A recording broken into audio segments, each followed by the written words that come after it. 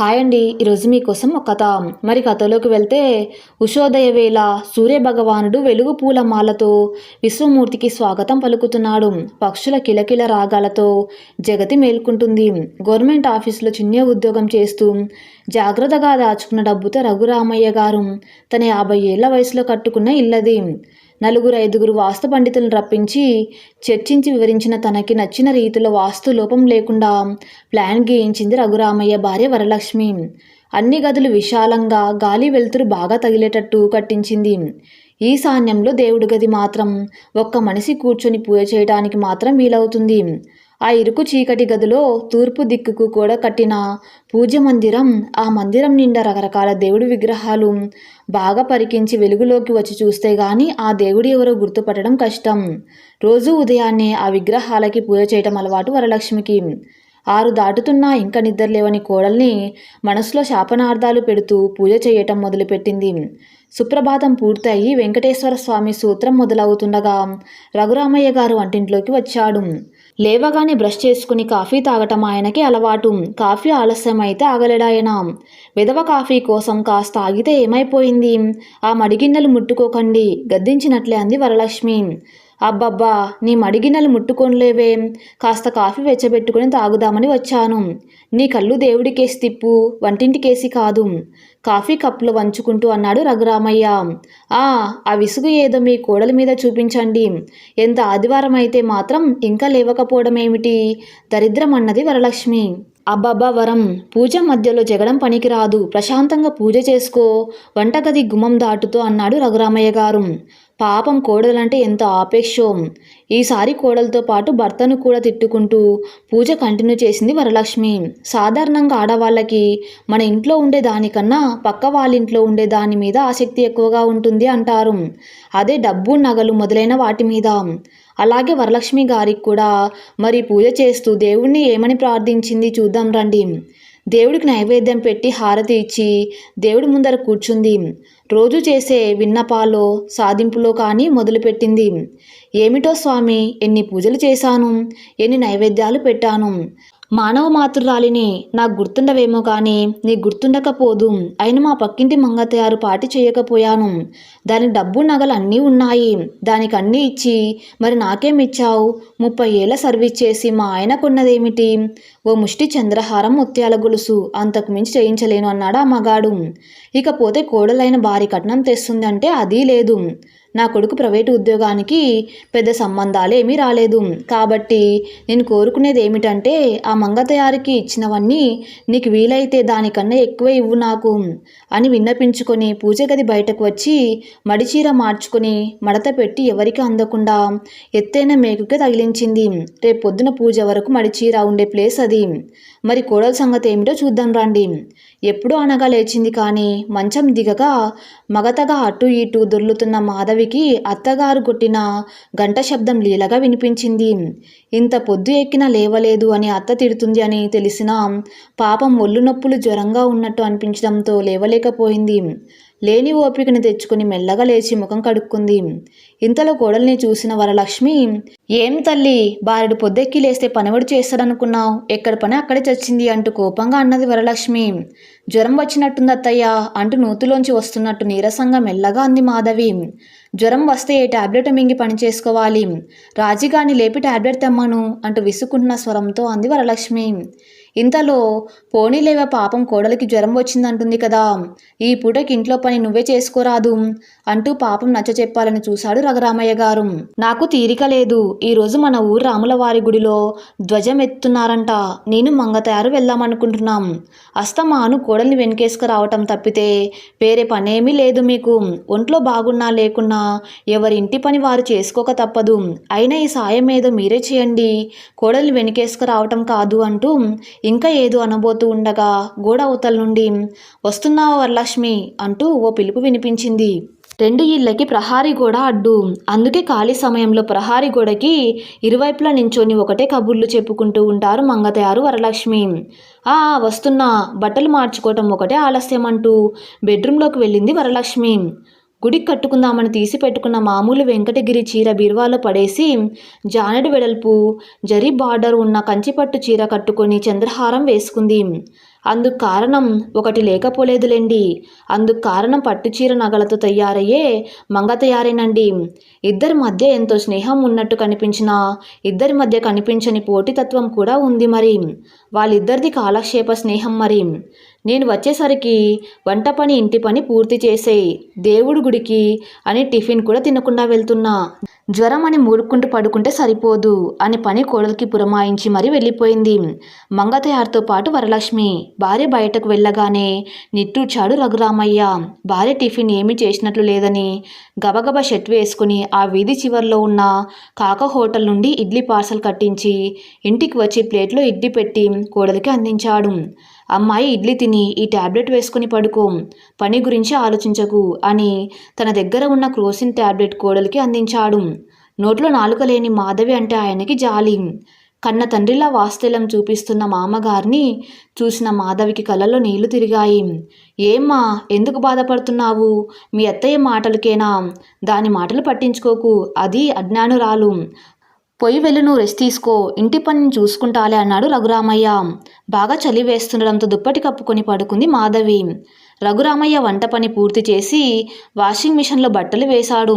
దాదాపు 10 గంటలు అవుతుండగా నిద్రలేచాడు రాజేంద్ర. భార్య ఇంకా పడుకొని ఉండటం చూసి కాస్త ఆశ్చర్యం కలిగించింది. అతడు నెమ్మదిగా లేచి వంటింట్లోకి వెళ్ళాడు. డైనింగ్ టేబుల్ మీద ఇడ్లీ పార్సల్ ఉంది, తిను, ఫ్లాస్క్లో కాఫీ పోసి ఉంచాను, తాగు అన్నాడు రఘురామయ్య.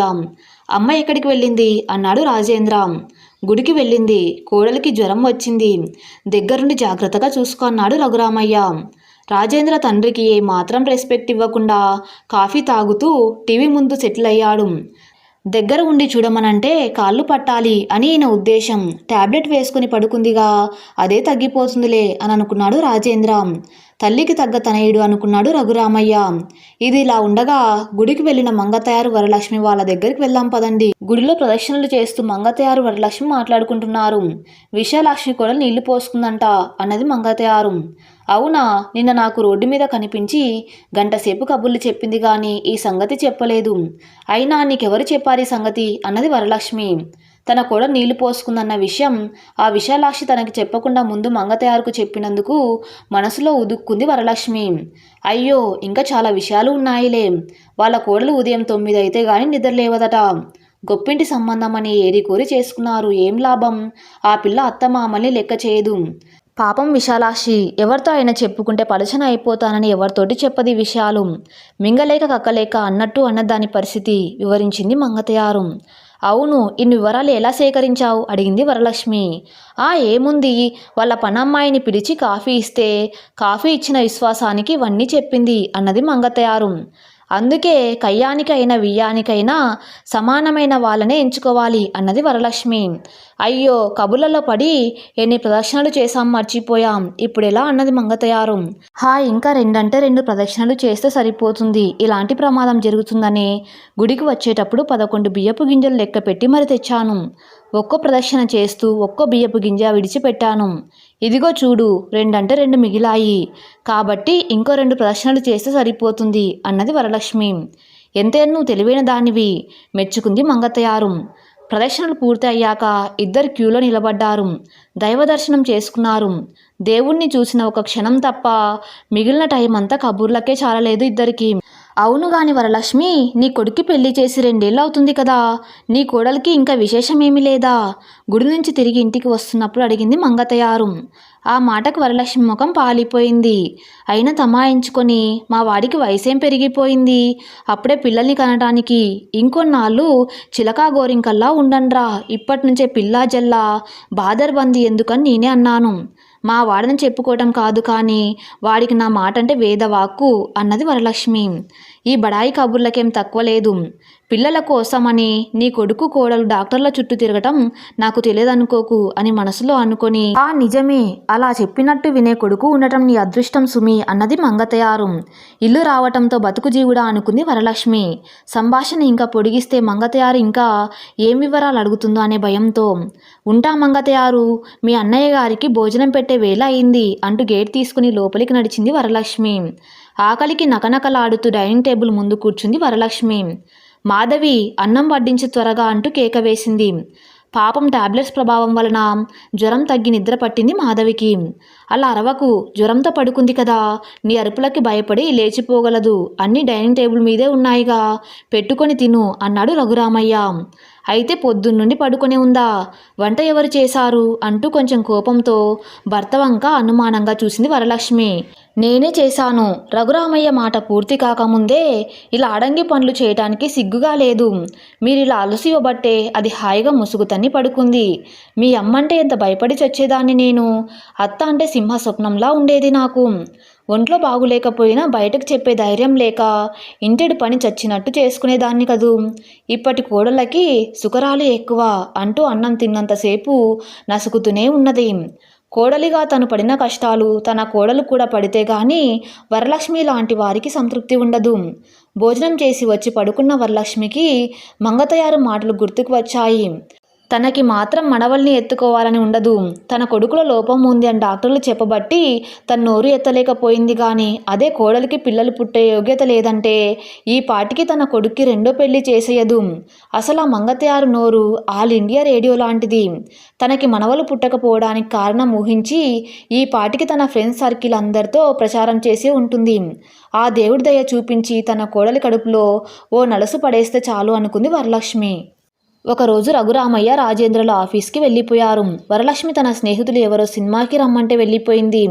ఇంట్లో ఒంటరిగా ఉన్న మాధవి ఉదయం నుంచి పనిచేసి అలసిపోవటంతో కళ్ళు మూతలు పడుతుండగా మంచం మీద వాలింది. ఓ 10 నిమిషాలు పడుకుందో లేదో తలుపు ఎవరో తడుతున్నట్టు చప్పుడయ్యి లేచింది. ఈ వేళప్పుడు ఎవరు వస్తారబ్బా అనుకుంటూ తలుపు తెరిచింది. ఎదురుగా ఎవరో అపరిచిత వ్యక్తి. తెల్లగా సన్నగా ఉన్నాడు. మనిషి ముఖంలో అలసట, ఆందోళన స్పష్టంగా తెలుస్తున్నాయి. ఎవరు మీరు అనే ప్రశ్నార్థకంగా చూసింది అతన్ని మాధవి. నా పేరు దినేసు, రాజేంద్ర ఫ్రెండ్ని. ఒంట్లో బాగలేదని హాస్పిటల్కి వెళ్ళి వస్తున్నాను. కాసిన్ని మంచినీళ్ళు ఇస్తారా అన్నాడు అతను. వచ్చిన అతన్ని కూర్చోమని చెప్పి మంచినీళ్ళు తెచ్చి ఇచ్చింది మాధవి. ఏదో టాబ్లెట్ నోట్లో వేసుకొని మంచినీళ్ళు తాగాడతను. కుర్చీలో వెనక్కి జారగిలబడి అలసటగా కళ్ళు మూసుకున్నాడతను. అతడి వలకం చూస్తుంటే అప్పుడే వెళ్ళేటట్లు లేడు. తన ఇంట్లో ఒక్కతే ఉంది. దినేష్ గురించి అప్పుడప్పుడు తన భర్త రాజేష్ చెప్పడం గుర్తు ఉంది మాధవికి. అతడి క్యారెక్టర్ మంచిది కాదని, ఎవరితోటో అక్రమ సంబంధం ఉందని చెప్పేవాడు. కానీ ఇతడి ప్రవర్తన భర్త చెప్పినట్లు లేదు. తనతో చాలా మర్యాదపూర్వకంగా మాట్లాడాడు. అసలు అతడు ఎలాంటి వాడు అనేది కాదు సమస్య. ఇప్పుడు ఆ మంగతయారు లేదా ఇంకెవరైనా అతన్ని చూస్తే చిలువలు వలవలు చేసి అత్తగారికి చెప్తారు. ఆవిడ తన కొడుక్కి చెప్తుంది. అతడు అసలే ఒట్టి అనుమానపు మనిషి. తనని ఏ వంకతో వేధించుకు తిందామా అని ఎప్పుడూ చూస్తూ ఉంటాడు.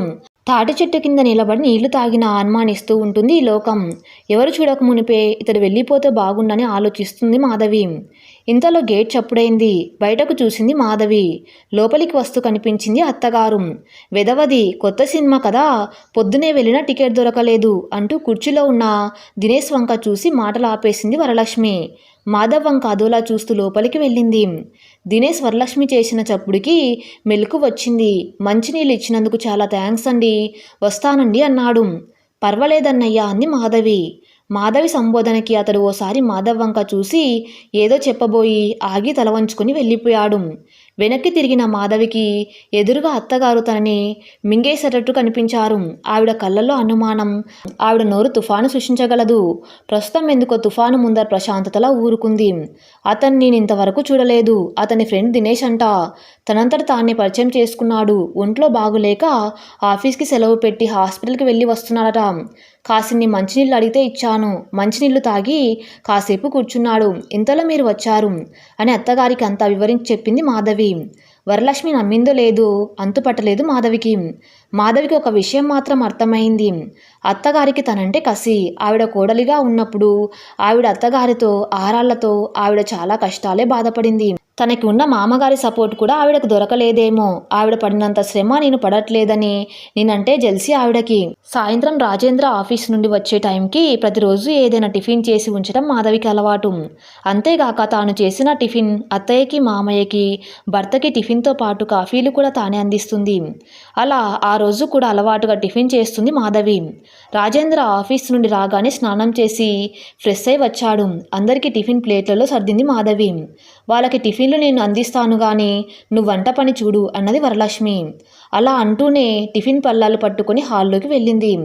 ఇది ఎన్నో వింత, ఇవాళ నువ్వు టిఫిన్ తెచ్చావి ఏంటి అన్నాడు రఘురామయ్య.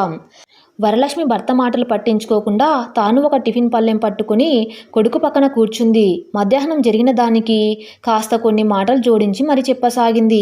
వాడెవడో దినేష్ అంట మంచినీళ్ళు అడిగాడట. ఈవిడ గారు ఇచ్చింది. నువ్వు ఇంట్లో ఉండవని తెలిసి వచ్చాడంటే ఏమనుకోవాలి? సినిమా టికెట్స్ దొరక్క నేను వెనక్కి తిరిగి వచ్చాను కాబట్టి వాడి పిల్లిలా జారుకున్నాడు. అదే నేను ఇంటికి రాకపోయింటే ఏం జరిగేదో, అసలు ఎన్నాళ్ళ నుంచి జరుగుతుందో ఈ భాగవతం. నలుగురికి తెలిస్తే ఎంత సిగ్గుచేటు. నీ వల్ల పిల్లలు పుట్టరని నిన్ను నిర్లక్ష్యం చేస్తుందో ఏమో. దాన్ని కాస్త అదుపులో పెట్టు, లేకపోతే అందరిలో చులకన అయిపోతావు. మగాడు బయట ఎన్ని తిరుగుళ్ళు తిరిగినా ఎవరు పెద్దగా పట్టించుకోరు. ఆడది బరి తెగిస్తే ముందర హేళన చేసేది నిన్నే, గుర్తించుకో. కొడుక్కి చెప్పవలసినవన్నీ చెప్పి ఖాళీ ప్లేట్ తీసుకుని వెళ్ళిపోయింది వరలక్ష్మి. రాజేష్ ముఖం కందగడ్డలా మారింది. తన భార్య లాంటిది కాదు అని లోపల అంతరాత్మ చెప్తున్నా తల్లి మాటలు అతనిపై ప్రభావం చూపడం మొదలుపెట్టాయి. భార్యతో తల్లి చెప్పగానే గొడవపడేవాడే కానీ తండ్రి మాధవ్ని వెనుకేసుకు వస్తాడు. అది తనకిష్టం ఉండదు. అందుకే రాత్రి భోజనాలయ్యి మాధవి బెడ్రూమ్లోకి వచ్చేదాకా ఆగాడు. దినేష్ వచ్చాడంట కదా మధ్యాహ్నం, మాధవి రాగానే అడిగాడు. అవును అంటూ జరిగిందంతా చెప్పబోయింది. ఆగు, నువ్వు ఆ వివరాలు ఏమీ ఇవ్వనక్కర్లేదు. అమ్మ అంతా చెప్పింది. వాడి క్యారెక్టర్ మంచిది కాదు అని నీకు ఇదివరకే ఒకసారి చెప్పాను కదా.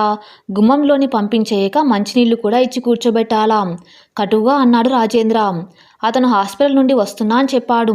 ఒంట్లో బాలేని మనిషిని కూర్చోమనటం కనీస మర్యాద అని అంది. అమ్మ ఇంటికి వచ్చేసింది కాబట్టి సరిపోయింది. లేకపోతే ఇంకేమి మర్యాదలు చేసేదానివో. ఎంత విధవ అయినా వాడు అందంగా ఉంటాడుగా.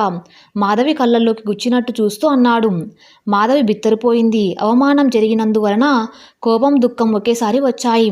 భర్త అంటే అసహ్యం వేసింది. ముఖం పక్కకు తిప్పుకుంది. పోనీలే, ఏం మాట్లాడ నీతో, అదైనా చెప్తావా అన్నాడు రాజేశు. ఏం మాట్లాడలేదు, ఏదో టాబ్లెట్ వేసుకుని కళ్ళు మూసుకుని కూర్చున్నాడు అంది మాధవి.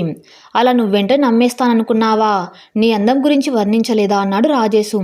చీచీ, అలా ఎలా మాట్లాడగలుగుతున్నారు? ఇదేమీ నేను కల్పించి మాట్లాడేది కాదు. వాడు మన పెళ్ళికి వచ్చినప్పుడు నిన్ను చూశాడు. సందర్భం వచ్చినప్పుడల్లా you are so lucky, you have a beautiful wife అంటాడు నాతోటి. వాడు అలా అన్నప్పుడల్లా నేను గర్వంగా ఫీల్ అయ్యేవాడిని. కానీ వాడి మాటల్లో అర్థం ఇప్పుడు అర్థమైంది. వాడు వచ్చింది నీతో పరిచయం కోసం. అందుకు నన్నేం చేయమంటారు? మీరు లేనిపోనివన్నీ ఊహించుకొని మనసు పాడు చేసుకోకండి. 2 ఏళ్ల నుండి కలిసి కాపురం చేస్తున్నాం. నేను ఎలాంటి దాన్నో మీకు తెలియదా? బాధగా అంది మాధవి. మీ ఆడవాళ్ళ సంగతి నాకు తెలియదా? ఎవడైనా కాస్త అందంగా ఉన్నవాడు పలకరిస్తే చాలు వంకరలు తిరిగిపోతారు. రాజేంద్ర ఇంకా ఏదో అనబోతుండగా అతడి సెల్ మోగింది. ఎవరిదో శ్రీకంఠంలా వినిపించింది మాధవికి. సెల్ అవతల వ్యక్తి మాటలు వింటున్న కొద్దీ రాజేంద్ర ముఖం జేవురించింది. బ్లాక్మెయిల్ చేయాలని చూస్తున్నావా? డబ్బు కోసం ఇంత నీచంగా మారిపోతావనుకోలేదు. నన్నేదో భయపెట్టి సాధించాలని అనుకోకు. నువ్వే వీధిన పడతావు, గుర్తించుకో. ఇంకా అనేవాడే రాజేంద్ర. కానీ పక్కన భార్య ఉండటంతో టక్కున ఆపేశాడు. సెల్ ఆఫ్ చేసి ఏదో ఆలోచనలో పడ్డాడు. అప్పటి వరకు పోట్ల గిత్తల చెలరేగిన మనిషి సడన్గా అలా సైలెంట్గా మారిపోవటం మాధవికి ఆశ్చర్యాన్ని కలిగించింది. ఆ ఫోన్లో మాట్లాడిన స్త్రీ ఎవరు? తన భర్తను బ్లాక్మెయిల్ చేస్తుంది అని అనటం ఏమిటి? మాధవి మనసు నిండా ప్రశ్నలే. అయినా అతడికి ఎంత ధైర్యం లేకపోతే తన ముందు పరాయి ఆడదానితో అలా ఎలా మాట్లాడగలడు? భార్యే కదా అని అంత నిర్లక్ష్యమా? తెలుసుకునే హక్కు నాకు ఉంది. చెప్పవలసిన బాధ్యత అతనికి ఉంది. అందుకే ఏది ఏమైతే ఏంటి అడిగేద్దామని ఒక నిశ్చయానికి వచ్చి, ఎవరండది? ఫోన్లో మాట్లాడింది ఎవరు అన్నది. నీకు అనవసరం. మగాడికి 100 అలవాట్లు ఉంటాయి. అన్నిటికీ ఆరాలు తీసి విసిగించకు అన్నాడు రాజేంద్ర పడుకుంటూ. దినేష్ విషయంలో 100 సార్లు ప్రశ్నించాడు. అదే సందర్భం అతడి వైపు నుండి వస్తే ప్రశ్నించే అధికారం తనకి లేదు. తను అతడి మీద డిపెండెంటు. అందుకే తనకి ఒక న్యాయం, నాకో న్యాయం అనే ద్వంద్వనీతి. ఈ స్థితి నుంచి తను బయటపడాలి, తను ఇండిపెండెంట్గా ఉండాలి అని అనుకుంది మాధవి. పెళ్ళయిన 2 ఏళ్లలో మాధవి అలా అనుకోవటం ఎన్ని 100 సార్లు లెక్కలేదు. అలా ఉండగా ఒకరోజు ఇదిగో వరలక్ష్మి, రాముల వారి గుడిలో ఎవరో బ్రహ్మానంద స్వాముల వారు ఉపన్యాసాలు ఇస్తున్నారట. ఆయన చాలా మహిమ గలవారట. ఎలాంటి సమస్యనైనా చిటికెలో పరిష్కార మార్గం చెప్పేస్తున్నారట. ఆయన అందరూ సాక్షాత్తు భగవత్ స్వరూపులు అని అందరూ అంటున్నారు. వస్తావా, వెళ్ళి చూసి వద్దాం అంది పక్కింటి మంగతయారు. వరలక్ష్మికి మనవల్ని ఎత్తుకోవాలని ఉంది. డాక్టర్ ఆ యోగ్యం లేదని చెప్పేశారు. కానీ ఆ స్వామీజీ భగవదాంశ సంభూతులు అంటున్నారుగా. పోనీ ఒకసారి వెళ్ళి వస్తే తనకి మనవలు పుట్టే రాత ఉందో లేదో కనుక్కుంటే పోలా అనుకుంటూ, అయినా ఏ పుట్టలో ఏ పాము ఉందో అని తలుచుకుంటూ, వస్తాలే పద అంది మంగతయారుతో వరలక్ష్మి. గుడి ఆవరణంలో షేమియాన కట్టి ఎత్తుగా వేదిక కట్టారు. ఇసికేస్తే రాలకుండా ఉన్నారు జనం. స్వామీజీ ఉపన్యాసం సాగిపోతూ ఉంది. ఆ జనాల్లో ఒకరు మంగతయారు చెవిలో, ఈ స్వామీజీ చాలా మహిమ కలవారు. ఈ స్వామి పాదాలు తాకితే చాలు ఎటువంటి పాపాలు అయినా హరించకపోతాయి. అంతేకాదు ఆయన పాదాలు తాకటం వలన ఆయన చేస్తున్న పుణ్యం మనకి కొంత లభిస్తుంది అని చెప్పారు. ఇక ఆ మాట విన్న దగ్గర నుండి మంగతయారుకి ఆ స్వామీజీ పాదాలు పట్టుకుని ఆయన పుణ్యం కొంత తాను దక్కించుకోవాలని ఉబలాటంగా ఉంది. ఆ అవకాశం ఎప్పుడు వస్తుందా అని ఎదురు చూడసాగింది. పాముల వారు ఉపన్యాసం ముగించారు. ఆయన శిష్యువుల్లో ఒకరు మైకు అందుకొని ఎవరికైనా ఏమైనా సందేహాలు ఉంటే అడగవచ్చని, స్వామివారు వారి సందేహాలు తీరుస్తారని, ఆ తర్వాత భక్తులంతా వరుసగా వచ్చి స్వామివారి పాదాలు తాకవచ్చని చెప్పాడు. అది వినగానే ముందు వరుసలో ఉన్న ఒక ఆయన లేచి, స్వామి మనకు వచ్చిన కష్టసుఖాలు పూర్వజన్మ కర్మఫలం అని మీరు చెప్పారు కదా, ఆ కర్మఫలాలు అనుభవించి తీరాలని మీరు చెప్పారు కదా, మరి అటువంటప్పుడు మన కష్టాలు తీరాలని మొక్కులు మొక్కడం మూర్ఖత్వం అని మీరెందుకు చెప్పరు అని అడిగాడు. మంచి సందేహమే నాయనా, దేవుడికి మొక్కులు మొక్కునంత మాత్రాన మన కష్టాలు తీరవు. ఎందుకంటే మన కర్మఫలం అనుభవించకుండా దేవుడు ఆపడు. కానీ భగవంతుడి మీద విశ్వాసం ఉంచి మనం మొక్కులు మొక్కున్నప్పుడు మన కష్టాలని సులభంగా దాటడానికి ఆయన తోడ్పడతాడు. అంటే ఒక ఉదాహరణ చెప్తాను విను. నువ్వు ఒక మార్గం గుండా ప్రయాణిస్తున్నప్పుడు నీకు ఆ తోవలో ఒక ఏరు అడ్డం వచ్చింది. ఆ ఏరు దాటితే గాని నువ్వు అనుకున్న పని అవ్వదు. కానీ నీకు ఈత రాదు. అటువంటప్పుడు నీవు ఆ భగవంతుని శరణు వేడితే ఏరు దాటడానికి నీకు ఒక పడవను చూపిస్తాడు. అలా అన్నమాట. సంసారం అనే ఏరు దాటడానికి ఆ భగవంతుడు మనకి చేసిన సహాయం ఈ పడవ అని స్వామివారు సమాధానం ఇచ్చారు. ప్రేక్షకుల్లో నుంచి ఇంకొకరు లేచి వారి ప్రశ్నని అడిగారు. స్వామీజీ, ఈ జగత్తు అంతా మిథ్య అంటారు కదా, ఎదురుగా కనిపిస్తున్న ప్రపంచాన్ని మిథ్య అని అంటారేంటి అని అడిగాడు. చాలా మంచి ప్రశ్న వేశావు నాయనా. ఈ జగత్తులో ఉన్నది ఏది శాశ్వతం కాదు. నిన్న ఉన్న మనిషి ఈరోజు ఉండకపోవచ్చు. ఇవాళ ఉన్నవాడు రేపు ఉంటాడు అని గ్యారెంటీ లేదు. ఉదాహరణకి చెప్పాలంటే ఇవాళ పూసిన పూలు రేపటికి రాలిపోతాయి. అలాగని తోటలో పూలు లేకుండా పోతున్నాయా? అలాగే పోయిన మనుషుల స్థానంలో మరలా మనుషులు పుట్టుకు వస్తున్నారు. అంటే కంటి ముందర కనిపించినవి ఏవి శాశ్వతంగా ఉండిపోవట్లేదు. అంటే యథార్థంగా భ్రమింపజేస్తున్న మిథ్య ప్రపంచం ఇది అని సమాధానం చెప్పారు స్వామీజీ. తర్వాత ఇంకొంతమంది ఏవో ధర్మ సందేహాలు అడిగారు స్వామివారిని. స్వామివారు కూడా వాళ్ళ సందేహాలన్నింటినీ ఎంతో ఓర్పుగా సమాధానమిచ్చారు. ఆ తర్వాత స్వామివారి పాదదర్శనకు భక్తులందరినీ వరుసగా నిలబడి క్యూలో పంపిస్తూ ఉన్నారు. భక్తులందరూ స్వామివారికి జై జై అంటూ పలుకుతూ ముందుకు వెళ్తూ ఒక్కొక్కరు ఆ పాదాలని తాకుతూ వెళ్తున్నారు. మంగతయారు వంతు వచ్చింది. ఆవిడ అమాంతరం స్వామివారి పాదాల మీద పడిపోయింది. ఆవిడ భారీ శరీరం ఊపికి అదాటుగా ఉన్న స్వామివారు ఒక్కసారిగా ముందుకు తూలి పడబోయి సింహాసనం లాంటి కుర్చీ గట్టిగా పట్టుకొని ఆగి పక్కన ఉన్న శిశువుల వంక బేలగా చూశాడు. వెంటనే కమెండోలా ఉన్న ఆయన శిష్యులు మంగతయారిని గట్టిగా పట్టిలాగి స్వాములవారి పాదాలను ఆమె యొక్క బల్లుక పట్టు నుండి విడిపించి ఆయాసపడుతూ నిలబడ్డారు. అయినా కానీ మంగతయారు ఆగడం లేదు. మరొకసారి స్వాములవారి పాదాలను పట్టుకోవడానికి ప్రయత్నం చేసింది. అడ్డుకుంటున్న స్వామిగారి శిష్యులతో వాదులాటకి దిగింది. ఎంతో దూరం నుండి ప్రయాసపడి వచ్చి గంటల కొద్ది క్యూలో నిలబడితే ఒక్కసారి కూడా స్వామీజీ పాదాలు పట్టుకునియకుండా చేస్తున్నావు, నువ్వు ఎవడివి అంటూ శిశువులతో పోట్లాట లాంటి వాదులాటకి దిగింది. ఈ గొడవతో క్యూ మొత్తం ఆగిపోయింది. గొర్రెల మంద లాంటి జనాల్లో అసహనం పెరిగి తోపులాటలు మొదలుపెట్టారు. బలవంతులైన భక్తులు బలహీనమైన భక్తుల్ని వెనక్కి నెట్టేశారు.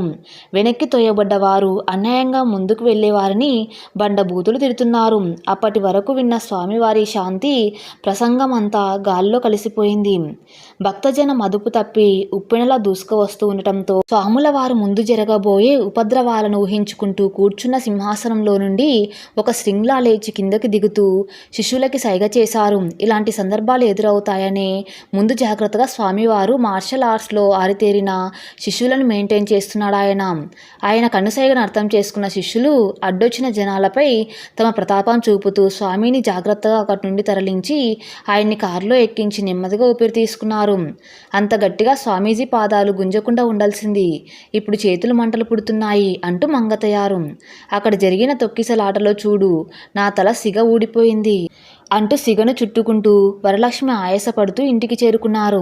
ఒకరోజు కోడలు మాధవి తన భర్తతో, ఏమండి, ఇంట్లో ఆర్థిక పరిస్థితుల దృష్ట్యా నేను ఒక చిన్న జాబ్ చేస్తానండి. అటు మీకు సహాయంగా ఉంటుంది, ఇటు మన పరిస్థితి కూడా కాస్త మెరుగుపడుతుంది, ఏమంటారు అని కాస్త ప్రశాంతంగా మరికొంత ఆశ్చర్యంగా చూసింది. ఏమంటారని. పెద్ద పెద్ద చదువులు చదివిన వాళ్ళకే ఇక్కడ ఉద్యోగాలు దొరక్క రోడ్డు మీద పడి ఏడుస్తున్నారు. నువ్వు చదివిన బోడి బిఏకి ఎవడిస్తాడు ఉద్యోగం? పోనీ ఆ డిగ్రీ కూడా ప్రైవేట్గా చదివావు. కాలేజ్ అయితే ఎక్కడ ఖర్చులు ఎక్కువైపోతాయేమో అని మీ నాన్న ప్రైవేట్గా బిఏకి కట్టించాడు అంటూ కాస్త ఎగతాళి చేస్తున్నట్లు కించపరిచే విధంగా మాట్లాడారు రాజేంద్ర. భర్త మాటలకు కొంచెం కోపం వచ్చినా భర్త గురించి తనకు తెలుసు కాబట్టి తమాయించుకుంది మాధవి. పోనీలేండి, పెద్ద ఉద్యోగం కాకపోయినా చిన్న క్లాస్ పిల్లలకి పాఠాలు చెప్పడానికి ఏ స్కూల్ వాళ్ళైనా తీసుకుంటారు అని భర్త ఒప్పుకుంటాడనే ఉద్దేశంతో ఆశగా చూసింది మాధవి. వాళ్ళెంత ఇస్తారు? బహుశా ఇస్తే 1500 ఇస్తే ఎక్కువే, అవి నీ అవసరాలకే చాలవు అంటూ దెప్పి పొడిచే విధంగా మాట్లాడారు రాజేంద్ర. నాకేం అవసరాలు ఉంటాయండి, దగ్గరలోనే ఉన్న స్కూల్లోనే చెబుతాను, బస్ ఛార్జీలు కలిసి వస్తాయి, ఇంకా నాకు ఖర్చులు ఏముంటాయండి అంది మాధవి గుప్పెడు ఆశతో. అవసరాలంటే బస్ ఛార్జీలు అనుకున్నావా? ఉద్యోగంలో చేరాక బాగా కనిపించాలని అంటూ చీరలు కావాలంటావు, అక్కడి నుండి నీ కోరికల లిస్టు కూడా పెరుగుతుంది. మీ ఆడవాళ్ళకి సోకుల మీద ఉన్న పిచ్చి మొగుడి మీద ఉండదు. నన్ను నిర్లక్ష్యం చేస్తావు, ఇంటి పనులు ఎగ్గొడతావు, ఇంకా ఫ్రెండ్స్ వాళ్ళ ఇంట్లో ఫంక్షన్స్ అంటూ తిరగటం మొదలు పెడతావు. ఊరికేనే అన్నారా, తిరక్క మగాడు తిరిగి ఆడది చెడింది అని అంటూ సామెతలు చెబుతూ తన అసహనం చూపించాడు రాజేంద్ర. మాధవికి అర్థమైంది తను ఉద్యోగం చేయటం భర్తకి ఇష్టం లేదు అని. తన భర్త అన్న మాటకి బొమ్మల నిలబడిపోయింది. ఇంతలో రాజేంద్ర తన దగ్గరగా వచ్చి, ఇంకెప్పుడు ఉద్యోగాలు చేస్తాను, ఊళ్ళు ఏలతాను అనే మాటలు అనకు, నా అవసరాలు తెలుసుకొని వాటికి అనుగుణంగా నడవడం నేర్చుకో, ఇంట్లోనే పడి ఉండు, తెలిసిందా అన్నాడు. ఏమిట్రా, ఇందాకటి నుండి చూస్తున్నా, నీ భార్య ఏమంటుంది అంటూ అక్కడికి వచ్చింది వరలక్ష్మి. చాటుగా వాళ్ళ మాటలు విన్నా మళ్ళీ కొడుకు నోట వినాలి అన్న తాపత్రయంతో. ఏముంది, నీ కోడలు ఉద్యోగం చేస్తుందట అన్నాడు రాజేంద్ర. అవునా, సంపాదించి మేడలు కట్టేయాలనే వెటకారంగా అంది వరలక్ష్మి. కాదులే, నీకు 7 వరాల నగలు చేయించాలని జోక్ చేసినట్టు కాస్త వెటకారంగా అన్నాడు రాజేంద్ర. వాళ్ళ మాటలు విన్న మాధవికి అక్కడ నిలవ బుద్ధి వెయ్యలేదు. తను చదువుకోలేదని, తన పుట్టింటి వాళ్ళు లేని వాళ్ళని వీళ్ళకి చాలా అలుసు. ఆ లెక్కన తన భర్త మాత్రం ఏమాత్రం చదివాడని, అతడు డిగ్రీయేగా చేసింది, ప్రైవేటు ఉద్యోగమేగా, కాకపోతే ఆర్థికంగా తన పుట్టింటి వారి కంటే కాస్త ఎక్కువ, అంతే తేడా. అంత మాత్రానికే ఇంత మిడిసిపాటు ఎందుకో అని తనలో తాను అనుకోసాగింది. ఇంటి పని ఎగ్గొట్టడానికి ఇదో సాకులేరా, ఉద్యోగం అంటే కష్టమేముంది, ఫ్యాన్ కింద కూర్చొని పాఠాలు చెప్పడమేగా, కడుపులో చల్ల కదలకుండా సంపాదించుకోవచ్చు. అదే ఇంటి పని అంటే ఒళ్ళు వంచాలి, స్థిరంగా కూర్చోడానికి ఉండదు, ఎప్పుడో ఏదో ఒక పని ఉంటూ ఉంటుంది, ఈ గాడిద చాకిరి ఎవరు చేస్తారులే అనుకుని ఉంటుంది అని సూర్యకాంతం లెవెల్లో ఫోజ్ పెడుతూ అంది వరలక్ష్మి. అందుకే కదమ్మా, ఉద్యోగం లేదు, గోంగూర లేదు, నోరు మూసుకొని ఇంట్లో వండమని ఘాటుగా చెప్పానులే అంటూ హీరో లెవెల్లో చెప్పాడు రాజేంద్ర. చీచీ, ఏ మనుషులు వీళ్ళు అంటూ అసహించుకుంది మాధవి. ఇంతలో తలుపు చప్పుడు అవ్వటంతో ఎవరా అని తలుపు తెరిచి ఎదురుగా కనిపించిన వ్యక్తిని చూసి ఒక్కసారి ఆశ్చర్యానికి గురైంది మాధవి. తేరుకొని, నాన్న ఎలా ఉన్నారు, అమ్మ ఎలా ఉంది, చెల్లెళ్ళు ఎలా ఉన్నారు అంటూ చాలా రోజుల తర్వాత నాన్నని చూశానన్న సంతోషంలో ఒకదాని తర్వాత ఒకటి కుశల ప్రశ్నలు అడగసాగింది మాధవి. మరి అందరూ ఆడవాళ్ళలా తనకి పుట్టింటికి వెళ్ళే అవకాశాలు తక్కువే, వాళ్ళు వచ్చే అవకాశాలు తక్కువే, ఎందుకంటే అత్తగారి నోటు దురుసుకి వాళ్ళు మాటలు పడవలసి వస్తుందని. అందరం బాగానే ఉన్నామమ్మా, మీ అత్తయ్య మామయ్య ఏరి అని అడిగాడు మాధవి తండ్రి ప్రసాదరావు. నాన్న, వాళ్ళని పిలుస్తాను, నీకు కాఫీ తెస్తాను అంటూ నాన్నని కూర్చోబెట్టి వెళ్ళింది మాధవి. ఇంతలో ఎవరో వచ్చినట్టు ఉన్నారని వరలక్ష్మి వచ్చింది. వరలక్ష్మిని చూడగానే ప్రసాద్ గారు, ఏమ్మా చెల్లమ్మ, బాగున్నావా అంటూ ఆప్యాయంగా పలకరించాడు. ఏదో ఉన్నాంలేండి, మాకు ఉన్నది ఒక్కగానొక్క కొడుకు, ఏ ముచ్చట్లు తీరటం లేదు వాడికి మొదలు పెట్టింది Varalakshmi. Prasadarao elementary school teacher. తనకి ఉన్న దాంట్లో వరలక్ష్మి వాళ్ళు కోరినంత కాకపోయినా దానికి సమానంగా ఉన్న దాంట్లో ఏ లోటు లేకుండా మాధవి పెళ్లి చేశాడు. కానీ వరలక్ష్మికి తన కొడుక్కి ఇంకా వాడి అత్తవారింటి తరపున ఏదో కావాలనే ఆశ మాత్రం ఎక్కువే. ఆవిడ మాటలు కొత్త ఏమీ కాదు ప్రసాదరావుకి, అందుకే ఎదురు మాట్లాడలేదు. ఇంతలో మాధవి అత్తగారికి నాన్నకి కాఫీ పెట్టి తీసుకువచ్చింది. పాల రేటు పెరిగింది. ఉండేది మాత్రం 4 మనుషులమే కానీ ఒక్క పాల ప్యాకెట్ ఖర్చు 1000 రూపాయలు దాటింది నెలకి అంది వరలక్ష్మి. రాక వచ్చాను కదా అని కాస్త ఎక్కువ పాలు పోసి తెచ్చింది కాఫీ. పాల కోసం అందుకే అలా అంది అని తెలిసింది మాధవికి. మాధవి తండ్రికి ఏం మాట్లాడాలో తెలియలేదు. పిల్లల ముందు పాఠం చెప్పమంటే గడగడ చెప్పే తను ఆవిడ ముందు ఏం మాట్లాడాలో తెలియక వచ్చిన పని చెప్పాడు. అమ్మా మాధవి, నీ చెల్లి మాలతికి పెళ్లి కుదిరింది. ఫోన్ చేసి చెప్పడం కంటే నేరుగా వచ్చి చెప్పడం మంచిదని వచ్చాను తల్లి అన్నాడు ప్రసాదరావు. చెల్లి పెళ్లి అని తెలిసేసరికి మాధవికి పట్టరానంత సంతోషం కలిగింది. హో, అది అన్నమాట విషయం. అందుకే అంటారు పెద్దలు, ఊరికే రారు మహానుభావులు అని. ఇంత కట్నం ఎంత ఇస్తారో. ఈ కథ ఇంతటితో సమాప్తం. మరిన్ని మంచి స్టోరీస్ కోసం నా ఛానల్ని ఫాలో అవుతూ ఉండండి. Thank you for the listen.